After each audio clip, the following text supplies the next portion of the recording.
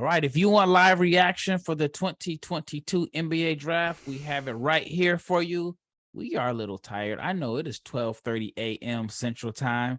Leif is in Hawaii, but shout out to Leif for covering the NBA draft while he's on vacation. But stay tuned for our reaction for the 2022 NBA draft night.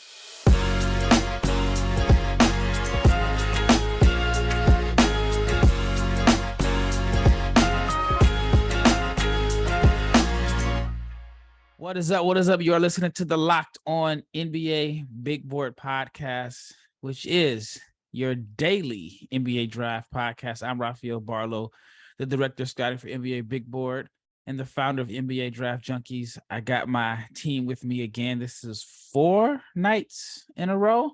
We got Richard Stayman, aka Mavs Draft, or the Clip God.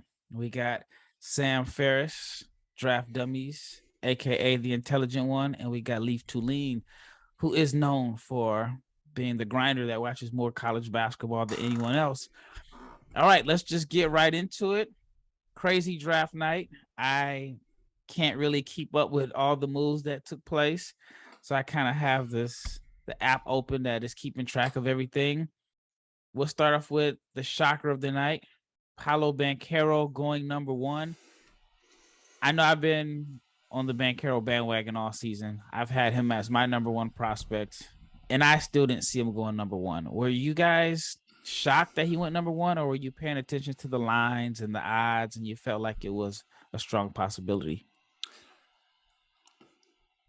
Yeah, I'll go. So the two most shocking things tonight probably were Paolo going number 1, but also the newsbreakers like Woj, Shams messing up a number of times, including the second pick, not getting trades right. A little upsetting that they don't wait for stuff to get it right. They're just trying to get it out first. But in terms of Paolo, though, going number 1, I would say I was surprised but not shocked. I think 3-4 nights ago, I tweeted out something like, are we sure that Paolo's not going number 1? Because the odds seem like a really good value right now. And a day or two after I tweeted that, then the odds really started to move. Not saying I had like any matter in that happening, but I wasn't shocked, but I was still surprised. I thought it was kind of interesting, though, that the Magic were kind of able to fool basically all the mainstream mock drafters all the way up until draft night. So I thought that was kind of interesting. Yeah, and Orlando, I mean, actually not even Orlando. Let's just talk about the tipping. The tipping is something that has become controversial. And I think you said it best. It's who can get it first, not even who can get it right first. It was really interesting because for us, I think I speak for all of us, we were doing almost a Suedo live show in a way. So we were just keeping up on Twitter, trying to get those picks so we could react, get our thoughts together and everything like that. And it really threw everything off. I mean, from Chris Haynes getting Jabari Smith not going to the Rockets, he had him to the Thunder, I think, at number 2, really trying to throw a wrench in it. It was just a really bad look, and I wonder what happens now going forward with those tipping picks. Do they do a whole live show dedicated to accurate before the ESPN show like they did with the Woj show? I think it was like 4 or 5 years ago, something like that. But in terms of actual picks, the top 5 was pretty, I would say Paolo going number 1 was just as surprising as Keegan Murray going number 4. I think everybody talked themselves into Jaden Ivey going to the Kings. Well, at least I feel like we knew that the Kings had dinner with Murray, and I feel like that had came out earlier in the week with Banchero. You started seeing the odds kind of shift a little bit, and then once they started shifting, Woj went back and said, no, it's going to be Banchero 1. And I'm sorry, Jabari number 1, Holmgren 2, and then Banchero number 3. And so it's like he doubled down on it when the odds were saying something totally different. Go ahead, Leif. Yeah, I wasn't stunned by the pick, as Rafael was the leader of the Banchero bandwagon. I was a passenger on that. I had him number 1 on the board, and I thought there was a chance that they'd go best player available because the Magic front office is very well known for keeping their cards close to their chest. And so I thought it wasn't like a slam dunk. It would be Jabari just because they've not tipped their cards ever before. So I thought there was a possibility. And actually, about a week and a half ago, I was looking at odds and I was texting a few friends. I was like, man, I might pull it at 1,300. Like that seems so good. But I was like, maybe I'll just be wasting money because it seems like Jabari's a lock. So I'm kicking myself now, but happy to see the Magic go with who I perceive to be the best player available. And not stunned, but the Ivy not being picked didn't shock me because of Ivy said he didn't want to be there and dinner with Keegan Murray. But it did shock me that they weren't able to make a trade. And I think that's something that's not getting spoken about enough, is that the Kings have been so linked to trades, but now they settled on Keegan Murray, who's a great player in and of his own self, but Jaden Ivey's the allure. And there was no trade that was really brought up on draft talks or anything like that. It was just Keegan Murray, and then they moved on, and Jaden Ivey went to Detroit, and that's taking the headlines, and rightfully so. Yeah, I mean, I'm sure they had plenty of offers. They just didn't have any that they liked. And it sounds like they really, really liked Keegan Murray anyway. And that's what I got out of it. I know yesterday on the Hot Takes show, I said that the Kings would make the right decision. I guess we'll find out in the near future if that was correct or not. All right, let's talk about the Pistons. I think the Pistons won the draft. I feel like they got the perfect amount of youth and athleticism. They got complimentary guys. What are your thoughts on that, Richard?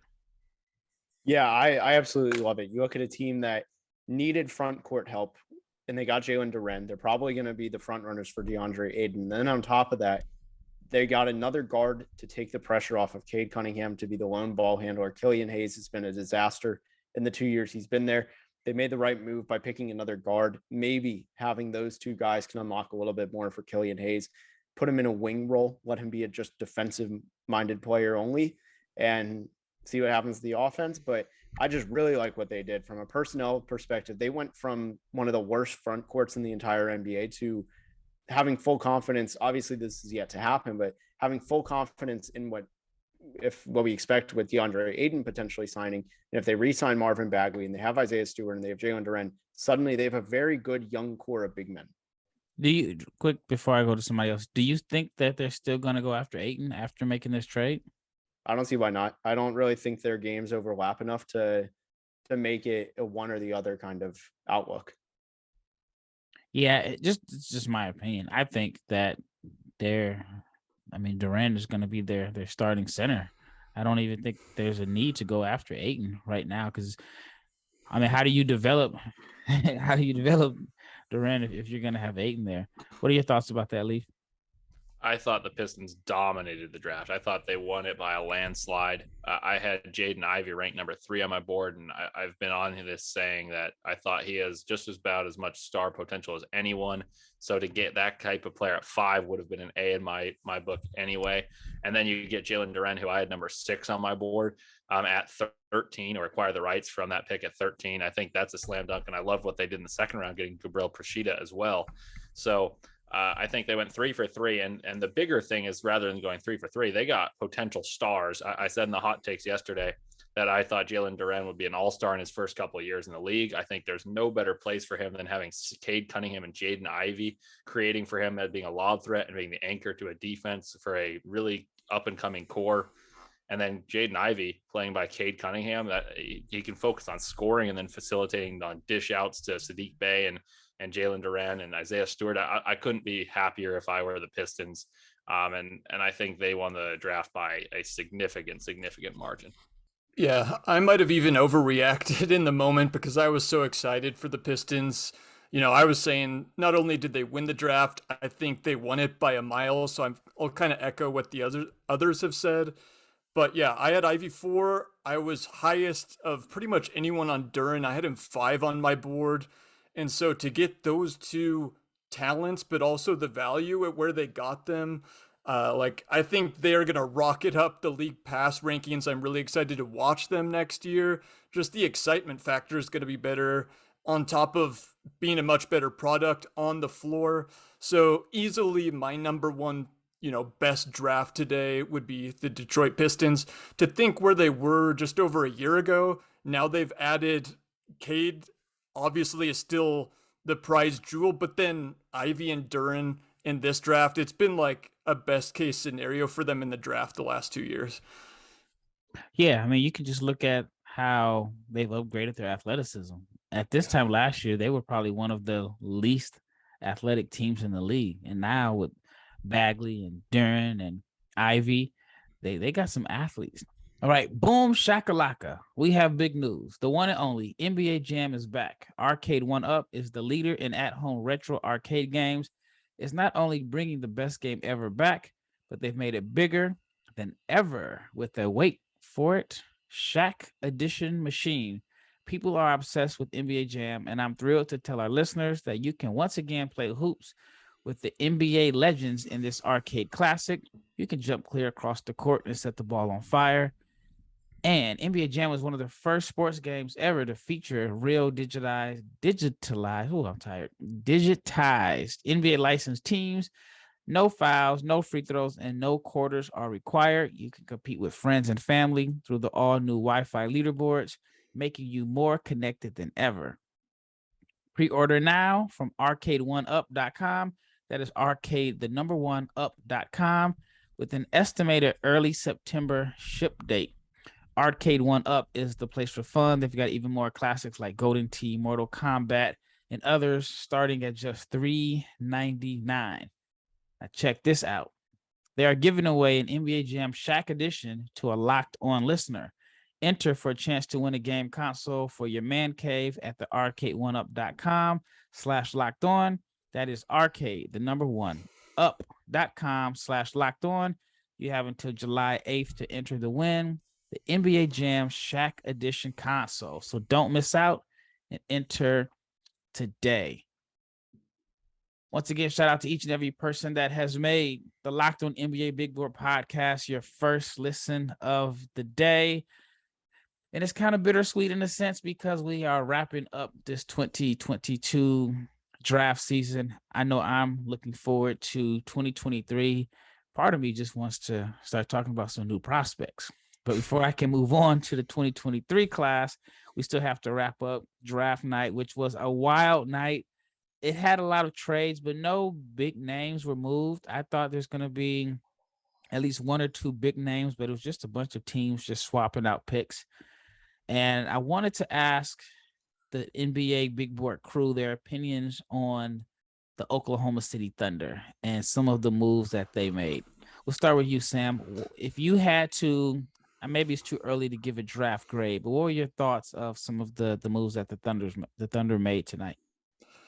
So it's definitely a mixed bag for me because, as people that analyze the draft we do this year round, obviously we love the second round. We love later first round picks, but in the end, like most of the impact is going to come from the top 10 picks. Like which of those guys can become all-stars? That's generally what really defines the draft. And so overall, the Thunder did well. They got Chet Holmgren. To me, I had him as the number one prospect. So I loved him going to Oklahoma City. However, what they did after that, I really wasn't a fan of. I thought they kind of cashed in a few of their chips. And Ousmane Dieng, like interesting, not a guy that I would have picked that high. And then Jalen Williams, same thing. And so it's just kind of weird because they've kind of had a type where they love these scrawny guys that have some on-ball potential, whether it was Poku, Chet, Jalen Williams, Ousmane Dieng, just like a lot of overlapping skill sets, I feel like. And so I didn't love the value after the Chet pick. And so real mixed bag for me. I'd say I love the Chet pick. And then after that, the rest of their draft to me was actually one of my least favorite among the rest of the teams. Yeah, what are your thoughts on that, Leif? I feel like the Thunder, just off the top of my head, it seems like they have 25 guys on their roster. It just seems like there's a bunch of players on the roster. Then you look at, they added at least 3 more today. What are your thoughts on their draft overall? I was a little perplexed. I think Dieng didn't shock me where he was picked. I was a little shocked that I wasn't shocked that it was the Thunder that took Dieng. I thought there was a potential that he'd go to the Pelicans. I thought that, what better team to go and try to develop while they're still rebuilding for a guy who's got a lot of talent and on ball, but they do have on ball guys. I really like Chet as the number 2 pick. So I've got no qualms there. In fact, I like that pick. The 11 and 12 confused me just because they're so different. The way they both rose, but they rose in different ways. Jalen Williams took this, and this is Santa Clara's Jalen Williams. He took an astronomical rise based off his lottery testing with a 7'2" wingspan, a high vertical, and being the best player, arguably, in those combine scrimmages, all the way up to number 12. And I think he's a guy who I had at 22 on my board. I think it's hard to put so much faith in a guy who broke out junior year in a WCC to pick in your lottery. Typically, the guys who are dominant in those type of leagues are younger. And so that's something that concerns me a bit. And then Ousmane Dieng is super young, and he played in a professional league and struggled early and then really had a good second half to the season. And I buy a lot of potential for him. But it did confuse me a little bit as to the thought. They go one kind of boomer bust guy and Ousmane Dieng, and at least that's the theory. And then a safer seeming pick in Jalen Williams, who's a veteran, who's got a lot of, plug and play ability, but he didn't fit the conventional pick by the Thunder. And then I liked the Arkansas Jalen Williams pick in the second round. So mixed bag for sure, like Sam said. I think they'll get the best out of those guys, but I am curious to see the development path, especially with more picks on the way. And like you said, a roster that seemingly has 20 people when you're not supposed to have that many. Yeah. What are your thoughts, Richard? I guess I'll be the one to bite the bullet. I actually really liked their draft. I thought it was one of the better ones. Chet Holmgren pick. I really think he addresses their obvious front court needs, and then staying in the front court and going the opposite end to their only second round pick. I was a huge fan of the Jalen Williams pick. They got a monopoly on Jalen Williams is now in the league, and the power forward / center from Arkansas, Jalen Williams. He is versatile. I have complete faith in his upside as a shooter. I think he can guard multiple positions, takes charges at a Kyle Lowry level. So I think I really like that. And then you look at the wing production on Jalen Williams and Ousmane Dieng. I get the cashing in the chips. I don't know if Ousmane Dieng was really the guy that I would have gone for. That was my one minor qualm. But at the same time, you look at somebody who's great on defense. This is a team that has built a defensive identity. And I think he's day one a defender. I love his on-ball defense. I think he's got potential to pass. We've seen some flashes of it. Jump shot's nice enough to project. Who knows? I think he's a good lottery ticket. Would I have given up 2023 picks? Hard to say, but they're probably late picks anyways. All right, I'll stick with you. What is their starting lineup next year? SGA, Giddey, Chet's at center. Need to look up their roster. I think they're going to make some big changes this year because, like Leif said, you can't have that many players. I think Darius Baisley's gone. I think Lou Dort probably starts. So what does that leave me? One spot, I think. Yeah. At the 4. Well, it's not JaMychal Green. I think he's going to be gone. I'll just bite the bullet. Jeremiah Robinson Earl. I really hope I'm not just missing somebody because I don't think Kenny Hustle, who knows if he comes back. I think that's their starting 5. So SGA, Giddey, Lou Dort, JRE, and Chet Holmgren. I think it actually complements each other well. The problem is just how do you decide what your bench rotation is? Yeah. There's enough size there that if they wanted to plug Jalen Williams in right away, he's kind of a guy that's ready to play. And because some of those guys, those ball handlers are so big, they can play another 6'7" guy in Jalen Williams. And I would think if you're drafting an older player, especially the Thunder, you'd probably give him a lot of minutes right away. So that could be another option as well. What about you, Leif? Starting 5. Do you have a guesstimation of who you think their starting 5 will be? I think 4 are pretty locked in, and that would be Giddey, SGA, Dort, Chet, and I would lean toward Jeremiah Robinson Earl, but I could see playing and maybe Baisley. Actually, you know what? I'll go with Baisley. I'll go with Baisley sticking around and taking the starting 4 spot. So then their second units would have Jalen Williams, Trey Mann, yeah. Isaiah Roby, probably. Both Jalen Williams, perhaps. Yeah. Yeah. The funny thing is Jalen Williams is fairly similar to Jeremiah Robinson Earl, in my opinion, too. It's they really do just have so many guys that are just they have a couple elite prospects in Giddey and in Chet. and then they have SGA, and then they have a bunch of guys that I just don't really know with that could be solid, but they're kind of just like pretty meh prospects for me. So it'll be really interested to see. Are they going to add more vets to this group, or are they really going to run with like 13 young players on their team next year? Sounds like they have 18 young players. All right. When we return, we'll get some more information from the NBA Big Board crew about their thoughts on this draft. But before that, let's talk to you about BetOnline. It is the number one source for all of your betting needs and sports info. Find all of the latest sports developments, league reviews, and news, including this year's NHL playoffs and Major League Baseball. BetOnline is your continued source for all of your sporting wagering information, including live betting, esports, and scores. And betonline.net remains the best spot for all of your sports scores, podcasts, and news this season. BetOnline.net is the safest and the fastest and the easiest way to check in on all your sports events, MMA, including MMA, boxing, and golf. Head to the website today. Use your mobile device to learn more about the trends and the action. BetOnline is where the game starts. All right, last segment. Actually, you know, let's. I think this can take up a whole segment. Biggest surprises in the draft. I don't know where to start. I feel like there were so many surprises. I'll go with the most obvious, at least to me, and I tweeted about it, was Patrick Baldwin going in the first round. I was absolutely stunned by that. I just listened to Gavoni on ESPN say they took him like 15 spots ahead of where he was and where he heard he was going. I mean, I guess if you're the Warriors, you're coming off a championship, you can gamble on Patrick Baldwin Jr. In my opinion, I've kind of been hard on him. He hasn't played good since his junior year of high school. Didn't play much his senior year, didn't have a good year.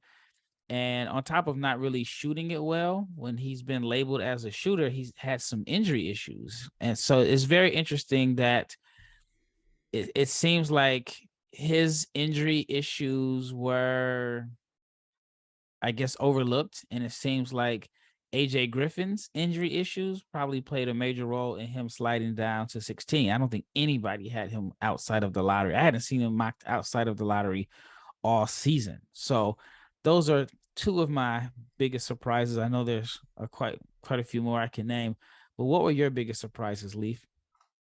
I think the first one that stuck out to me was David Roddy. He went 23rd, and I had him at 64, I think. So that one certainly shocked me. I thought he was going to go in the second round. I personally had him just outside.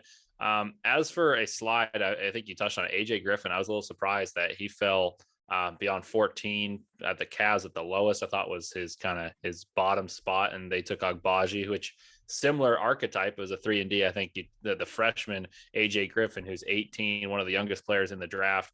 I expected to be taken there with more upside to score, and Agbaji obviously maybe more ready, but that was a shock on the slide. But the Roddy one, and then I don't want to touch on Richard's favorite one. I think is coming, but that one shocked me as well. So I'm pretty sure I know it's coming from him. Yeah, I'll ease my way into it. Really, I think from the 20th pick, and this is not. I'll just dive into it. The 20th pick to the 40th pick was all very surprising to me. Malachi Branham sliding way out of the lottery. I knew he was kind of trending downwards, but to 20, I was really surprised. I don't care about the fit. I like him there. Christian Brown, I wasn't high on that pick, but I get it. But after that, it goes Walker Kessler. I really didn't think he was going to get a first-round pick. David Roddy, like you said, Leif, didn't think he was going to get a first-round pick. Blake Leslie going to 25. Wendell Moore lasting to 26. I thought he was for sure going in the teens. Like you said, Patrick Baldwin, Rafael, Ty Washington, green room invite, 29th pick. And then I'm going to stop at this point. I won't even touch the 30 to 40 guys. There was a lot of confusion there as to, how some of those guys slid and some of them went a little bit early, but Peyton Watson at 30. What are we doing here? This is a guy who has the worst collegiate stats of any player drafted this century. He averaged an incredible 3 points a game, 3 rebounds a game on 32% shooting. There are red flags with him in his game, not having scaled up from high school to the FIBAs, not having scaled up from high school to college. Suddenly, the excuse I've always heard is, oh, well, it's a bad system in at UCLA. Okay, bad systems though don't mean that like nothing matters. I mean, Tari Eason didn't have the greatest environment around him at Cincinnati, broke out at LSU. He still doubled all of those numbers and way more efficient at Cincinnati. So I personally don't buy it. I don't think he's somebody you want to give a guaranteed contract to. I'd be very surprised if he gets that third year team option, or that fourth year team option, picked up. Yeah, I was shocked to see him in the first round too. I knew he would get drafted in the 30s just because teams are looking for athletic ball handling wings. But the thing about this draft that is kind of confusing to me is like what matters? Like what is important? You know, like, is it production? Is it upside? Is it your high school resume? And I can name like situations where, like, for example, and I'll go back to Patrick Baldwin. He didn't play well, but he was drafted ahead of Jaden Hardy, who was he averaged 17 points per game in the G League. I would think that your G League numbers would at least give you the nod over a college guy if they were significantly better. And I mean, Peyton Watson, like you said, he averaged like 3 points per game. He went ahead of Hardy. And then Michael Foster had good numbers in the G League and he didn't get drafted. And so I don't know. I mean, it's just kind of interesting. And then you can go back to like David Roddy. Roddy had an absolutely awful combine and he ends up being a first round pick. All right, last question. Hardy, what do you think about Hardy? Again, a guy that was a projected top 5 pick coming into this season. If you would have told me he averaged 17 points per game coming into the year, I would have, that would have been shocking to me. If you would have told me he was going to be inefficient with his scoring, that would not have surprised me at all. But were you surprised that his inefficiency in the G League hurt him this much to where he fell to 37? I think kind of like the main theme of the second round to me was, in my opinion, so many of these guys could have benefited from going back either to school or transferring or just playing another year. Like, I'm just going to go quickly down through the second round of freshmen that disappointed but still went in the draft. Caleb Houston, Max Christie, Jaden Hardy, Kennedy Chandler, Bryce McGowan's, Trevor Keels, and JD Davison.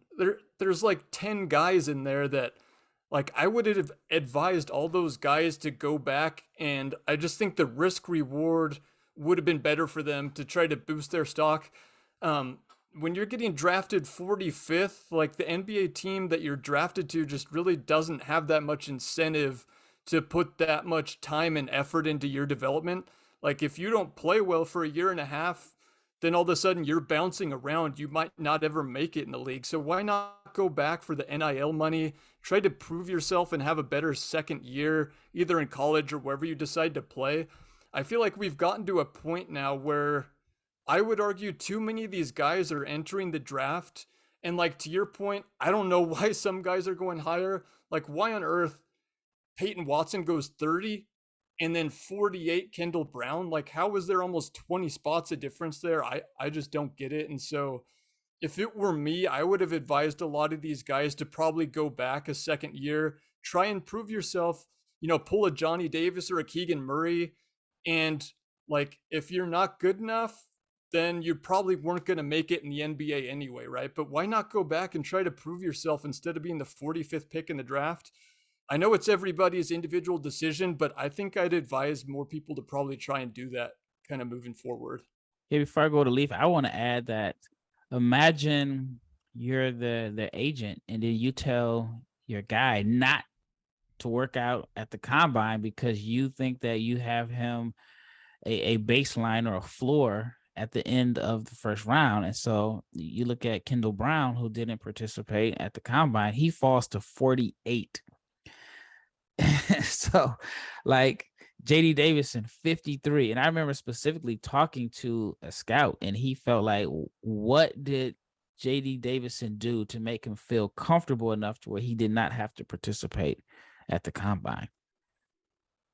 Yeah, I think there's business decisions being made, and some are prudent and some are not. I think that we've referenced this a few times. Jaden Hardy may have lost $20 million. Johnny Juzang may have lost a lot of money last year because he played in the combine, and I applaud the fact that he actually played in it, but he did not play well. And he could have been a first-round pick, kind of riding the Dante DiVincenzo wave of his really awesome March Madness tournament. And then Kendall Brown and JD Davison are interesting answers here, or David Roddy played, but he didn't do well, and he goes 23. So you never know. Off, but Jalen Williams played and he got all the way up to the lottery. Like he went from, early second to 12. So it's like he played and he probably gained $8-9 million. So it's like there's no rhyme or reason to it. Sorry to cut you off. No, you're good. I think I'm a proponent of show your worth, like play, and if you're good enough, you're gonna make it. As for Jaden Hardy, though, I wish he had played in the combine. I think he's a guy who could have thrived in that environment, similar to the way Bones Highland did, similar to the way Terquavion Smith did before taking his name out of the draft. Jaden Hardy, to me, earned his stripes of being the on-ball creator, the guy who was tasked with taking the most shots against high school All-Americans and former pros in the G League. And the fact that he was the lead scorer, albeit inefficient, as an 18-year-old playing against grown men, warrants some attraction to me as an idea that, he can score against pros. If you give him time to develop once he's 19, 20, 21, I think that he'll be able to pay off, especially at 37. But I would have taken him in the first round pretty comfortably because of the fact that he can score. He shot 88% from the free throw line, creates separation on his jump shot. And I think there's a role in the league for people who can do that at that age against that level of competition. So to address all those points, those are kind of my thoughts. Richard wasn't high on that selection for the Mavs. Yeah, I'm sour on Jaden Hardy. I don't think guys in his archetype really thrive anymore in the NBA. I think it was an exception to the rule last year that Cam Thomas is probably going to be a good NBA player. I think he separates himself a lot differently because he doesn't turn the ball over. I think his feel for the game is so strong, tighter handle, I think, and better jump shot. So to me, I see him as a lesser Cam Thomas, and that's alarming to me. Dallas is a very good spot for him. I'm willing to be optimistic and see what he can do as growing next to Luka Doncic, but ultimately he's going to have to really adapt his game to what is asked of him. He's going to have to become more of an off-ball player because he actually wasn't bad at that, but he's going to have to learn how to balance his on-ball habits and abilities to play to the team's strength. So I think it's a little bit of a learning curve. Yes, he's young, has some intriguing tools offensively, but if he's not scoring, how's he going to impact the game very much? All right, last question for everybody. Who is the guy that was not on your big board that was drafted? At least for me, there's a couple. I did not have I can't remember his name, the Brazilian kid, Gui Santos. I had watched this film, Gui Santos. I watched this film. I was actually hoping while I was on Europe to find a way to sneak out to Brazil to watch him play. I thought that he was more so someone for 2023, but I did not have him as someone that was on my top 60. I mean, do I need to say mine? Yeah. I had Peyton Watson ranked. I'm not going to say the number out of respect, but very low. Well, if you didn't have him at 60, so it was 70, 80. Keep going. 90. Keep going. 100. Keep going. Like it was lower than 100. Did you have him ranked ahead or below me? Well, I had to factor in upside. So I have him just a hair over you. Okay. Leif, what about you? There are a few as always, but the main one that stuck out to me was Carlo Matkovic. I didn't see him play much, so I was a little unfamiliar. I saw some highlights of him throwing down some monster dunks recently, but I didn't know much about him, and so he was outside of my board. And then that was the main one. Luke Travers got picked 56th. I also had him down low, so those were the two for me. Yeah, at least I saw Matkovic. I saw him at the combine, and I knew that there was a possibility. Like, he really made a name for himself by just dunking at the combine. Not saying that what he did throughout the season wasn't, didn't play a role, but he really just kind of stood at the combine, and you saw the athleticism and the size. And I figured he could at least get drafted at the back end. I didn't have him on my list. Well, thank you guys. I know you're tired. I'm tired. It is 1:00 in the morning, 1:07 a.m. here in Dallas. I mean, Leif, it's still early where he's at, probably not even 8:00. But thank you guys for a great season. And thank you for all the listeners that have checked out the Locked On NBA Big Board podcast. Promise you we'll be even bigger and better in 2023.